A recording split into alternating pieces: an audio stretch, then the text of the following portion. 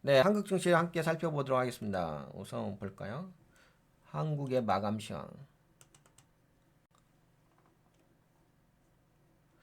네, 코스피가 마이너스 3% 하락했고 코스닥도 마이너스 3%. 야, 씨, 너무 많이 하락했어. 그리고 상승 종목 개수가 그래도 있었네요. 상승 종목 개수가 이 정도면 한 300개 정도? 하락 종목 개수는 뭐예요? 하락 종목 개수 이렇게 많어? 한 2000개가 훨씬 넘잖아. 아니, 2200개 정도 되네. 야, 폭락장이었네. 거기서 지수 자체가 3% 빠졌으니까. 그리고 수급별로 보게 되면 외국인들의 매도세가 엄청나게 강했네요. 1조 5천억 건. 그렇죠. 1조 5,795억 원의 외국인의 순매도가 있었습니다. 환율은 너무 창피스러워가지고 이야기하지 않을게요. 그래도 이야기합시다. 1470원. 창피를 무릅쓰고. 쪽팔림을 무릅쓰고. 네, 한국의 모든 지수가 3% 내외로 큰 하락세를 기록을 했습니다. 외국인 대규모 순매도세가 지수 하락의 핵심 요인. 개인과 기관은 방어적인 매수세를 보였으나 역부족이었습니다. 시장 전체적으로 리스크 오프로 해석될 수 있는 흐름이 강했습니다. 크게 빠졌다는 얘기. 그러면 이제 한국 시장에 이렇게 빠진 요인에 대해서 살펴볼게요.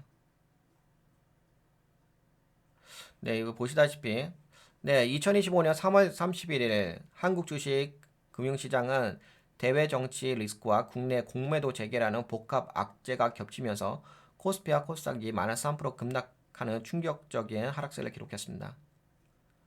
한국 증시 역시 외국인 매도세가 집중되며 낙폭이 컸습니다. 일본 증시의 조정 진입과 트럼프 대통령의 대중 관세 재개 경고는 아시아 전체 증시를 압박했고 한국 증시 역시 외국인 매도세가 집중되며 낙폭이 컸습니다. 네, 그래서 코스피가 마이너스 3%, 코스닥은 마이너스 3.01% 하락했습니다. 한국 증시 하락 배경 대외 요인. 트럼프 대통령은 중국산 제품에 대한 추가 관세 예고로 인해 일본과 한국 증시의 수출 타격 우려가 확산되었습니다. 네, 특히 일본의 니케이 지수는 12% 이상 조정에 진입하며, 그러니까 이제 고점 대비 그렇게 빠졌다는 얘기예요. 아시아 증시에 심리적인 충격을 가했고, 한국 증시도 외국인 자금이 대거 이탈했습니다. 아까 보셨죠? 국내 요인으로 봤을 때는 한국 금융 당국이 사상, 야, 진짜 대한민국 건국 이래 가장 길었던 공매도 금지 기간이었습니다. 이게 얼마나 참 경제가 안 좋았으면 사상 최장 여러분들도 아시잖아요. 공매도를 금지할 때가 경제가 안 좋을 때 공매도 금지하잖아요. 얼마나 경제가 안 좋았으면 사상 최장 기간 금지되었던 공매도를 17개월 만에 3월 31일자로 전면 재개하면서 기간 내에 외국인 중심의 대형주 매도가 집중되었습니다. 시가총액 상위 종목 위주의 급락세가 지수에 큰 영향을 주었습니다. 외국인의 순매도 코스피에서는 1조 5천억 건, 코스닥에서는 2천억 건 매도가 있었다는 거. 그리고 일본 증시 니케이가 이게 많이 빠졌다. 니케이 지수가 마이너스 4%, 토픽스가 마이너스 3%, 호주 증시도 마이너스 1%, 중국 본토 지수가 마이너스 0.7. 중국이 좀 선방하긴 했죠. 그래도 빠진 빠졌어요. 근데 이제 이거 PMI 지수가 나쁘지 않게 나왔어요. 근데 중국 경제 지표는 그래도 선방한 경제 지표가 나오긴 하더라고요. 그래도 뭐 빠지긴 빠진 거니까. 항생 지수가 마이너스 1.31%. 근데 일본하고 한국이 좀 가장 많이 빠졌네. 특히 수출 의존도가 높은 일본, 한국, 대만 증시에 타격이 집중됐다.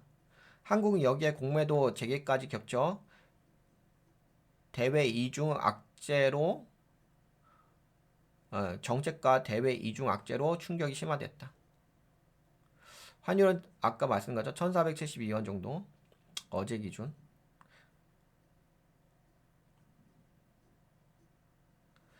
네, 결국에는 뭐 공매도 재개하고 대중관세 관세 관련된 이슈로 해가지고 빠졌다는 얘기죠. 네, 한국 증시 빠진 것은 네, 공매도 제기하고 트럼프 관세 리스크로 인해 가지고 코스피 코스닥이 급락하면서 빠졌다라는 소식입니다.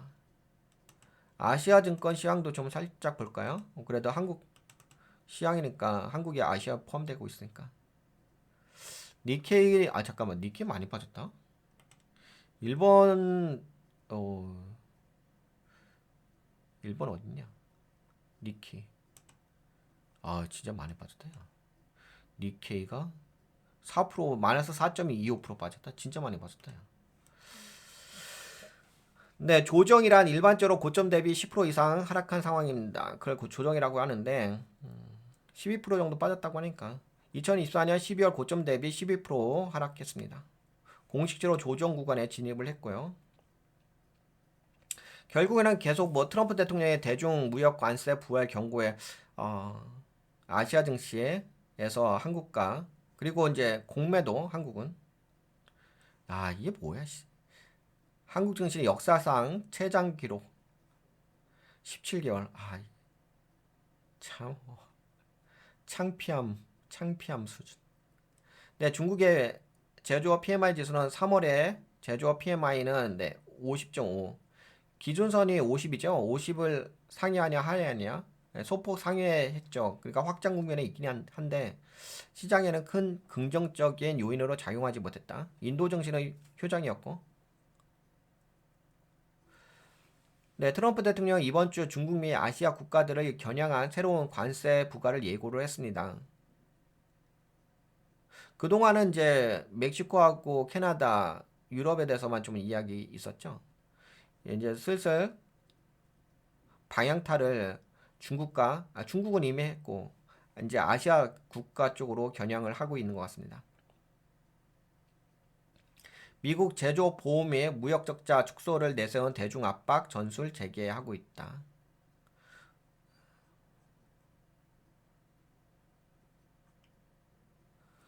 그 다음에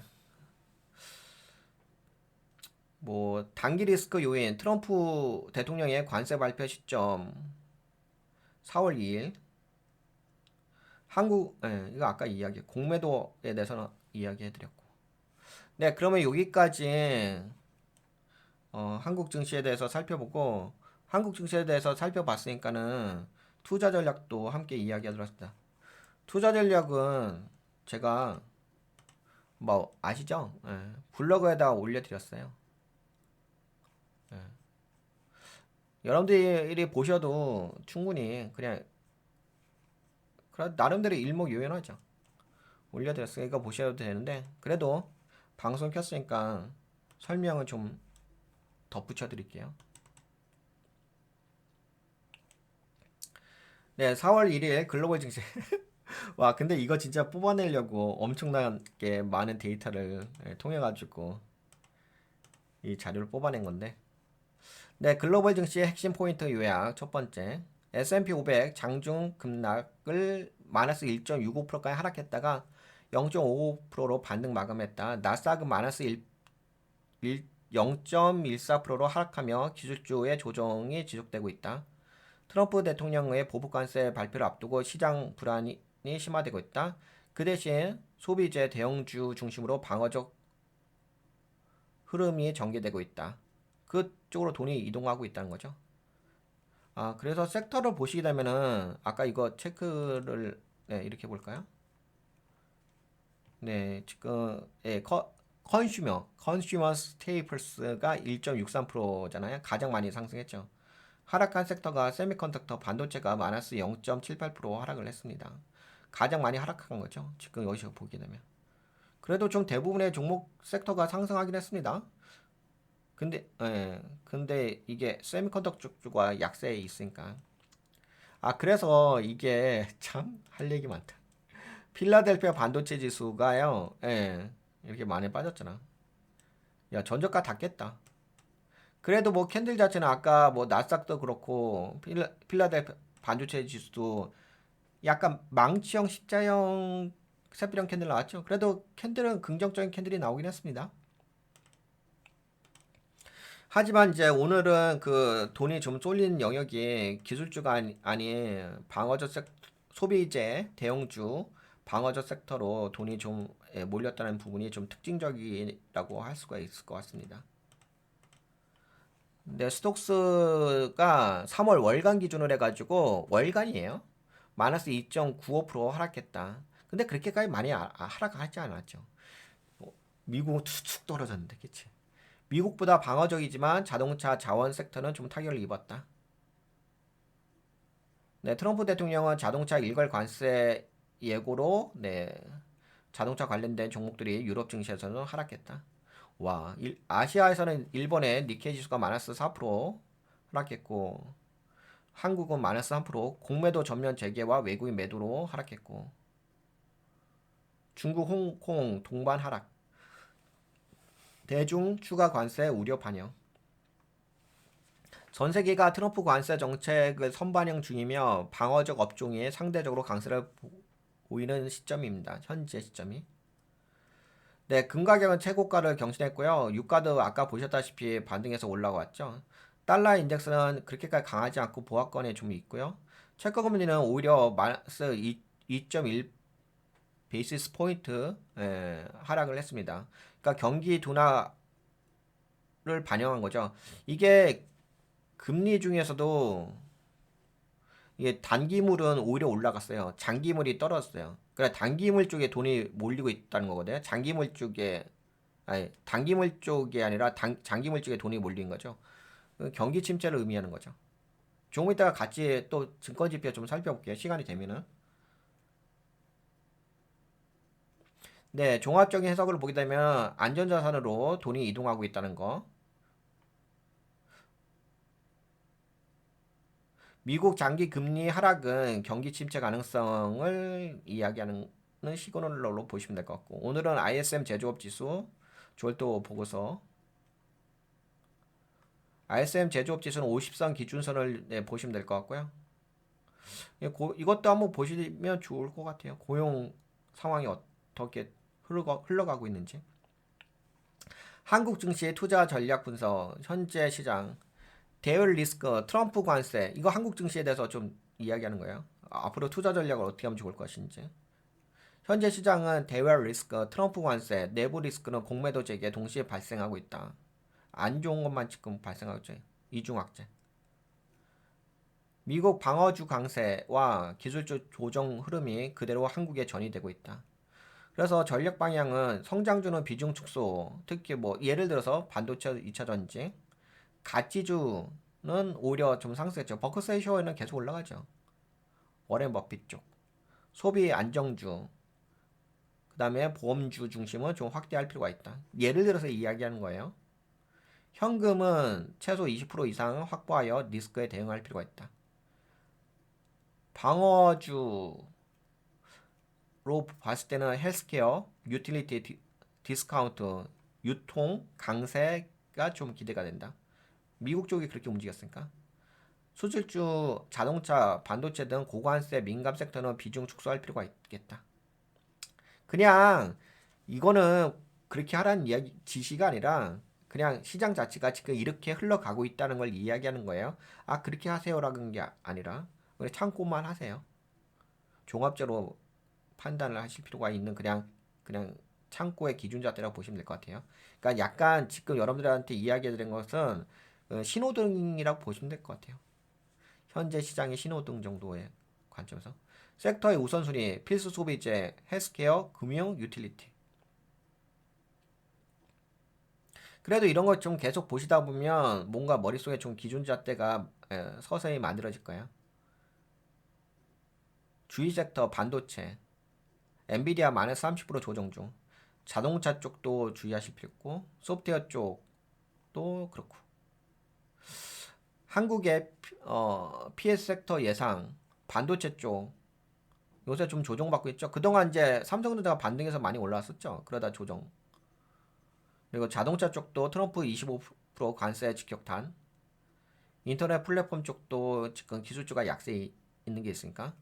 오히려 뭐 수혜 섹터로 볼 수 있는 것은 유통 쪽, 월마트, 코스트코가 강세니까 예를 들어서 이야기하는 거예요. 이마트, GS 칼텍스, GS 리테일. 그다음에 헬스케어 쪽에 좀 오늘 선방해 준 부분이 있거든요. 그래서 FB 좀 올라갔고, 삼성바이오로스, 셀트리온 예를 들어서 보험 관련된 거 버크서 해셔웨이 계속 올라가고 있죠.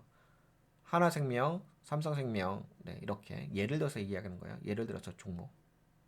그래서 추천 포인트 디펜시브 ETF 금 관련해서. 그래서 뭐 반도체 ETF는 좀 최근에 좀 많이 빠졌으니까 저가 매수에 대해서 한번 컨트롤 매매법으로 한번 고려해 볼 필요도 있다 이렇게 보고 있는 거고. 네, 포트폴리오의 자금 운용 그냥 참고로 보세요. 리밸런싱의 기준 적용을 보게 되면 뭐 이제 기본적으로 이제 대부분 그러니까 기본 틀을 이야기해 드리는 거예요. 뭐 이제 대부분 개인 투자자분들이 모멘텀 투자하시잖아요. 가치 투자 하시는 분은 그렇게 흔치 않죠. 근데 예를 들어서 뭐 모멘텀 투자, 가치 투자, 뭐 현금성장 이렇게 기본 틀이 있다고 봅시다. 포트폴리오에. 그래서 성장주는 50%, 가치주는 40%, 현금성 자산은 10%가 기본 비중인데 현재 시장의 변화에 의한다면은 네, 성장주는 50%에서 35에서 45로 좀 조정할 필요가 있고 가치주는 오히려 40에서 이제 50에서 55로 좀 확대할 필요가 있겠다. 그리고 현금성 자산은 방어적 관점 봐야 되는 거니까 10에서 리스크 관점에서 10에서 20% 이상으로 확보할 필요가 있을 것 같다. 이렇게 보고 있습니다. 현재 시장을 반영하게 된다면. 그리고 매크로의 정책 고려. 앞으로 여러분들이 이제 투자 판단하시기에 정책 리스크, 트럼프의 관세 발표 4월 2일 이야기하는 거 이거 한번 체크해 보실 필요가 있고. 그 다음에 또 고용지표 발표가 있죠. 금요일 날. 연준 인사 발언 대기. 이런 건 뭐 원래 중요한 거니까 좀 혹시 나오면은 한번 체크해 보실 필요가 있고. 전략 제한. 기술주 및 수출주 관련된 쪽은 이제 비중을 축소할 필요가 있겠죠. 아무래도 관세 리스크에 가장 직접적인 타격을 입는 거니까 리스크 회피를 위해서 소비 방어주, 보험, 헬스케어 중심으로 배치할 필요가 있겠다. 포트폴리오 종목을. 그 다음에 에너지 원자재는 정치 이슈보다는 실수요 확인이 좀 필요하다. 요거는 약간 뭐 트럼프 대통령의 정치적 이슈도 있긴 있는데 진짜 수요가 그렇게 있는지 체크할 필요가 있다는 겁니다. 약간 돌다리도 두들겨 가면서 펀더멘털을 점검하신다면 전략적 투자 전략을 고려하실 필요가 있다는 거고. 그 다음에 뭐 장기 채권 ETF라든지 그냥 ETF가 중요한 건 아니고요. 장기 채권이라든지 뭐 금이라든지 요쪽에 뭐 분산 투자에 대해서 한번 고민해 볼 필요가 있다. 계속 올라가니까. 그래야 현재 시장을 이야기하는 거야. 현재 시장이 이렇게 움직이고 있으니까. 결론적으로 미국 증시는 기술주 조정 속에 소비 방어주 강세로 섹터가 전환되고 있다. 근데 이게 이미 주가가 빠졌을 때는 기술주가 빠진 거거든요. 그러다가 오늘 좀 강하게 그동안 이제 같이 빠지다가 오늘 좀 약간 막판에 반등했잖아요. 그럴 때 이제 방어주 섹터인 월마트하고 코카콜라가 팡 올라갔잖아요. 그걸 이야기하는 겁니다. 유럽, 아시아 시장도 트럼프 관세를 선반영하며 조정 중에 있다. 그렇죠. 한국 증시는 공매도 재개와 관세 리스크의 이중 악재 속에서 단기 조정은 불가피한 상황입니다. 방어적 포트폴리오 전환과 현금 비중 확대, 금 채권 중심의 안전자산 배치가 최우선 전략으로 고려해 볼 수가 있습니다. 네, 여기까지 좀 살펴볼까요? 투자 전략에 대해서.